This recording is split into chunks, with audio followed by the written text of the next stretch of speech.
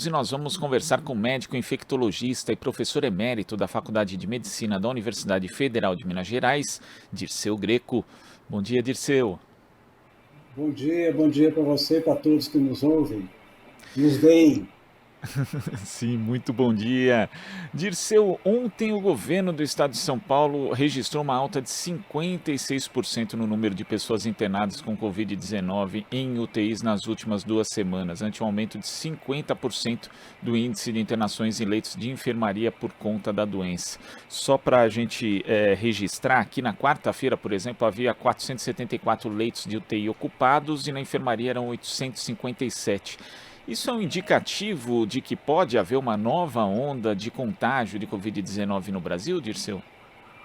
É realmente um marcador importante, né? Porque só para lembrar para todos que quando você fala sobre UTI, você está falando sobre a parte quase final do processo infeccioso, né? Nós não estamos falando sobre a quantidade de pessoas que estão infectando, a quantidade de pessoas que não conseguem chegar no serviço para ser cuidado, e o número de testes aumentando muito mais que esse número de leitos. Então, realmente é um marcador importantíssimo, né? E nos mostra algumas coisas. Eu vou talvez repetir o que o Chioro falou de maneira muito importante. O Chioro foi ex-ministro de Saúde e está na comissão de transição. Quer dizer, o Brasil viveu um inferno, né? Que felizmente, aparentemente, conseguimos fechar a porta dele. Mas esse legado é muito ruim, porque você pensa, quase 690 mil mortos. Quer dizer, tem 3 milhões de pessoas enlutadas, pelo menos 3 milhões enlutadas com essa história. Atrasaram na vacina, não tem vacina para todos ainda, e tem uns números importantes que eu acho que vale a pena repetir aqui. Apesar de 85% da população ter recebido a segunda dose da vacina, quer dizer, sobra 15%, né? Já é um problema. Está fato sabido que 2 doses não são suficientes. E se pensava na terceira dose, que já devia ter sido espalhada muito mais, metade das pessoas não vacinaram. Então, qual que é o papel nosso, o papel da TVT, com essa penetração tão importante? O papel nosso como sociedade civil, os conselhos de saúde, a Frente pela Vida, da qual eu faço parte, que o Chioro também faz, e outros da Comissão de Transição, é exatamente reforçar a importância para as pessoas em alguns pontos. A Covid não desapareceu. A Covid, a infecção pelo SARS-CoV-2 certamente tem risco de aumentar. Com essa variante nova que se espalhou pela Europa, né, deve chegar ao Brasil, não sabemos quão importante ela será, mas certamente cada mudança é um problema em relação à vacina. É necessário repensar e talvez recomendar enfaticamente o uso de máscaras, principalmente em locais onde tem aglomeração, porque é um mecanismo simples, que ajuda a diminuir essa capacidade de transmissão. E lembrar que se nós não mudarmos a expectativa de todo mundo, que a partir de começo de janeiro, essa nova administração vai fazer, já prometeram isso, vai fazer uma campanha intensa de vacinação. E aí vale a pena lembrar, terminando só essa primeira parte da minha conversa com vocês, que não é só Covid, né? Você vê, esse governo acabou praticamente com toda a estrutura. Não acabou porque tinha muito técnico bom, mas o Programa Nacional de Imunização sofreu muito com esse processo. Então, nós estamos atrasados com a polio, estamos atrasados com sarampo, com meningite, o diagnóstico de HIV/AIDS foi prejudicado com essa história. Então, nesse momento, para nós, agora é lembrar para a população que vacina é direito. As pessoas têm que estar claro que elas têm que ir para os locais onde as vacinas estão disponíveis, exigir, no bom sentido, né, que ele receba essa vacina e tentar reverter essa estupidez da negação, que começou principalmente com o indivíduo que ainda permanece como presidente, mas da equipe praticamente toda. Né? Estava tudo bem, está tudo resolvido, as vacinas estão indo, mais de 500 milhões de doses compradas, talvez 400 milhões distribuídas, mas pensa, a população são 220 milhões. Se multiplicar por 3, pensando em 3 doses para todo mundo, não tem vacina ainda o suficiente. E se tiver, outra vez, vamos todos nós, juntas e juntos, para os postos de saúde, levar as crianças para vacinar, abrir agora finalmente para a comorbidade de crianças pequenas, né, de bebês. Está na hora mesmo nós todos nos juntarmos, repetirmos isso agora ad nauseam. A vacina funciona, o importante, a Covid não desapareceu, vamos vacinar. Quer dizer, Dirceu, é preciso mobilização para que as pessoas tenham consciência e vão se vacinar, mas também para, como você falou, exigir vacinas, porque a gente sabe, por exemplo, que tem capitais de estado ainda que não aplicam a quarta dose, por exemplo, para pessoas com menos de 40 anos. Isso porque está faltando vacina mesmo. Esse vai ser um outro esforço para o novo governo que vem aí, não só adquirir mais vacinas, mas também promover campanhas de conscientização, já que a vacina, infelizmente, foi atacada demais, inclusive até pelo próprio chefe de Estado brasileiro, Dirceu? Obrigado. Você fez um sumário muito bom do que eu falei, é redundar mesmo, né? Eu acho que é importantíssimo você pensar. Você falou em quarta dose, né? Eu estou falando sobre a terceira. A terceira, um percentual grande de pessoas não recebeu. Então, realmente, sabidamente que a imunidade começa a diminuir depois dos 4, 5 meses da tomada da vacina, tem muita gente que precisa tomar. É claro que podemos até, por enquanto, focalizar até que esse governo vá embora, né? Focalizar naqueles mais vulneráveis. Né? Então, vamos pensar nas crianças que já começaram a fazer, finalmente, para comorbidade, das pessoas com mais de 60 anos, as pessoas com comorbidades, adultos. Quer dizer, vamos juntos, o papel que vocês têm, acho que o meu papel também, como infectologista e como professor da Faculdade de Medicina, é exatamente lembrar as pessoas, olha, não desapareceu, vamos tomar essa vacina, porque o risco é real. E lembrando que nós não falamos aqui, né, que é importante, duas coisas. Tudo isso aí é no SUS, né?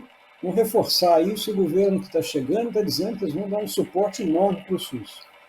E segundo, que é, como eu falei antes, é um processo de direito, né? Nós temos direito de fazer isso, de exigir e de nos prepararmos para receber a imunização.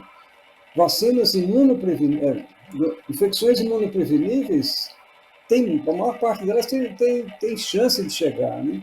Se a falta está acontecendo, nesse momento, é pressionar para lembrar uma coisa importante, que dá até para esperar. Bom, vai ser a partir de janeiro, mas até janeiro são muitas semanas. Quer dizer, o risco nessa fase agora dessa infecção, que está se espalhando de novo na Europa. Você comentou muito bem no começo. A quantidade de testes positivos que estão aparecendo em vários locais, aumento do número de casos em pelo menos 4 estados. E lembrar que o aumento do número de casos, eu falei da ponta do iceberg, que é a pessoa internada, mas o aumento do número de casos é aqueles que são relatados, né? Muita gente faz o teste rápido, fica em casa, não sabemos nem se então o que está acontecendo com cada uma delas. Então, acho que esse momento é um momento que nós, juntos, vocês podem repetir isso, todo dia põe a chamada aí nesse jornal tão importante de vocês, a chamada. Vacinou hoje, já foi lá buscar a sua vacina, já foi lá exigir sua vacina, e lembrar de novo, é no SUS, é nos postos de saúde. E se não tiver vacina, a grita é junto, vamos juntos, não tem sentido mesmo nesse momento de deixar que isso passe e voltar a ter outra crise, né? Outra crise agora vai ser mais uma desgraça deixada um legado por esse governo negacionista e irresponsável que, felizmente, eu tenho dito que acho que nós conseguimos fechar a porta do inferno. Falta agora trancá-la e abrir uma perspectiva que agora está bem ouvida com a comissão de transição e com a presença do Lula à frente disso, acho que é uma esperança importantíssima, esperança do Paulo Freire. Juntos, esperançar. E Dirceu, a gente vai continuar falando de vacinação porque, de fato, como você lembrou, é um tema importante e especificamente das crianças, né, que você também citou na primeira resposta. Aquelas que têm entre 3 e 4 anos já têm a Coronavac aprovada pela Anvisa desde agosto, mas apenas 5,5% das crianças dessa faixa etária tomaram as 2 doses do imunizante, o que é bastante preocupante, não só pelo índice muito baixo, mas também porque o Butantan tem capacidade para produzir vacina para toda essa faixa etária, mas simplesmente não é demandado pelo Ministério da Saúde. E no caso das crianças de 6 meses a 2 anos, isso é ainda pior, porque o imunizante da Pfizer foi aprovado pela Anvisa no dia 16 de setembro, o Ministério da Saúde comprou 1 milhão de doses para essa faixa etária, mas até agora, 2 semanas depois que foi entregue no dia 27 de outubro, a vacina não foi distribuída aos estados e municípios. Queria que você falasse a respeito disso, da importância das crianças se vacinarem, porque até para aqueles pais, inclusive, que já existem aí vacinas disponíveis para faixas etárias, eu conheço pais que tomaram a vacina, mas que não querem que as crianças tomem vacina. Então, queria que você falasse também a respeito disso e tranquilizasse esses pais a respeito da segurança dos imunizantes, Dirceu. Vou começar por essa última parte, importantíssima, né? Quer dizer, segurança e eficácia. Está completamente comprovado, né? Quer dizer, hoje, quantos bilhões de vacinas já foram aplicadas em crianças em várias partes do mundo com resposta boa. E tem um contraponto. Quer dizer, a ausência da vacina e a infecção traz riscos para a saúde momentânea, risco de morte e a Covid longa, que pode aparecer, inclusive, na população mais jovem. Né?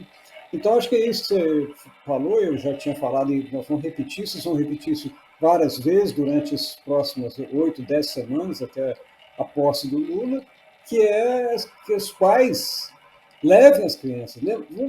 Vale a pena fazer uma lembrança para eles. Lembra deles. Todos foram vacinados quando crianças. Para hepatite, para tuberculose, para meningite, para poliomielite, para sarampo, tem uma lista enorme que o Programa Nacional de Imunização sempre foi um exemplo. Então, está na hora de levá-los e aproveitando.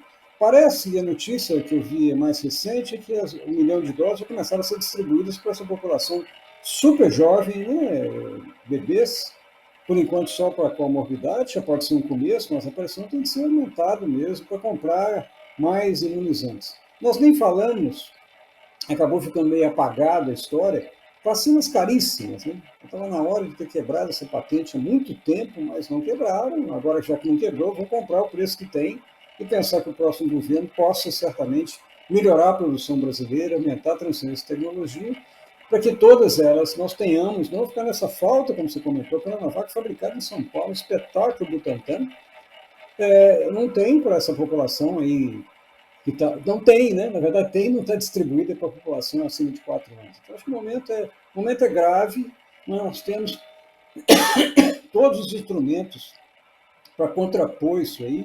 Eu repito, né, o tempo é muito curto. Se essa expansão vier agora, não vai esperar o próximo governo. Ele pode aumentar, como está aumentando. Né? Então, o momento agora é que nós pressionemos o Ministério da Saúde, nesse final de governo, para distribuição. E outra coisa, de novo, talvez seja o final que eu vou falar aqui, agradecendo vocês de novo o convite, é que a pressão tem que ser também da população, evidentemente. Eu tenho interesse em vacinar, eu tomei as 4 doses, se tiver a quinta, quando for na época certa, vou no local e vou exigir que a vacina seja disponível. Cada um de nós tem esse papel. Acho que esse papel é da cidadania, e da emancipação, estou citando Paulo Freire de novo, né? Quando nós mostramos que temos o direito, a chance do direito ser exercido.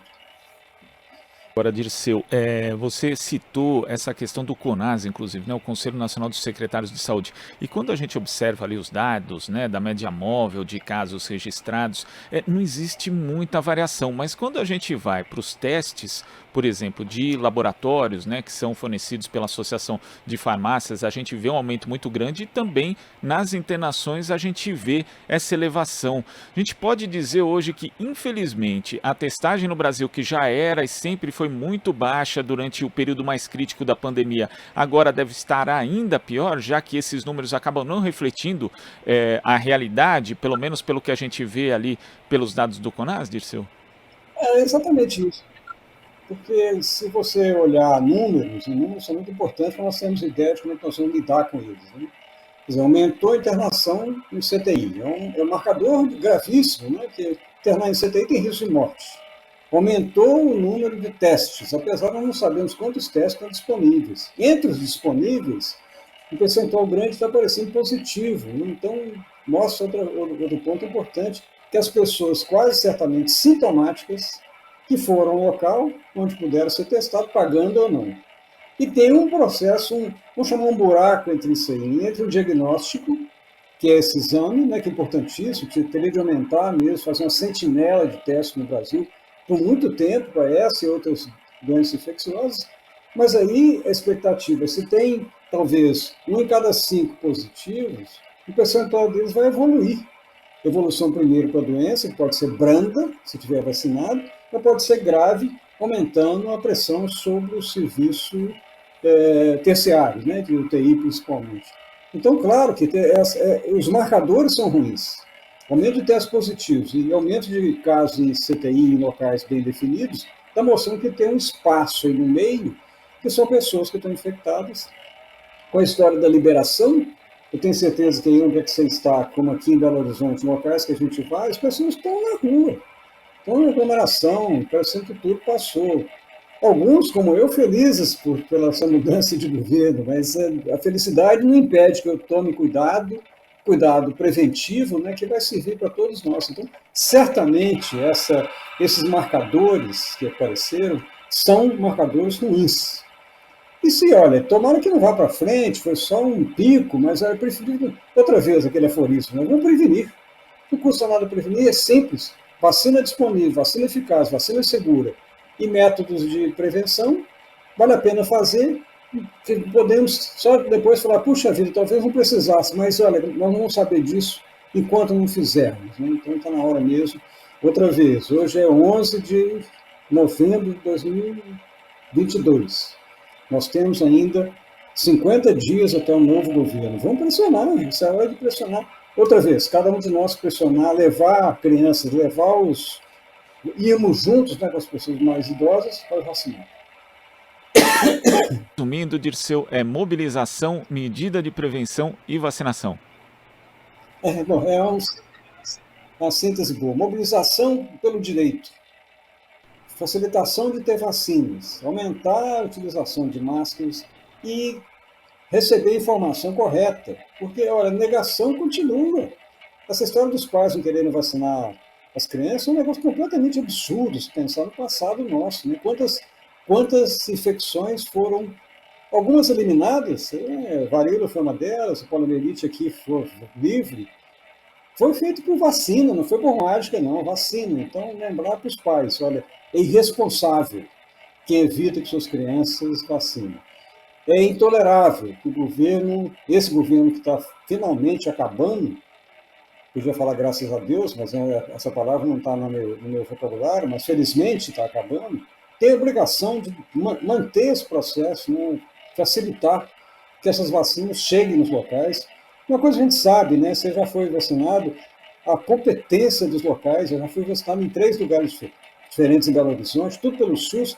Impressionante a dedicação do pessoal que está lá, quer dizer, a facilidade, o trato.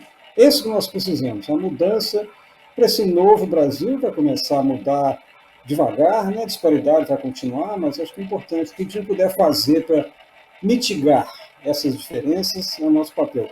E certamente, se olhar agora nessa parte de se separar os que foram não vacinados, tem uma questão tão importante que é a população vulnerável, difícil acesso das regiões periféricas, população negra, população pobre, LGBT, privados de liberdade, que é um eufemismo horroroso, aqueles encarcerados. Né? Então, acho que é na hora mesmo.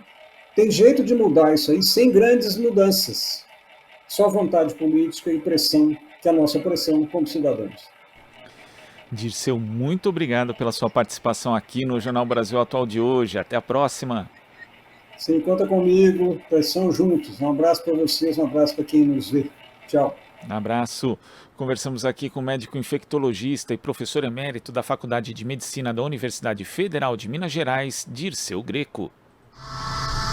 Estamos apresentando Jornal Brasil Atual. As notícias que os outros não dão.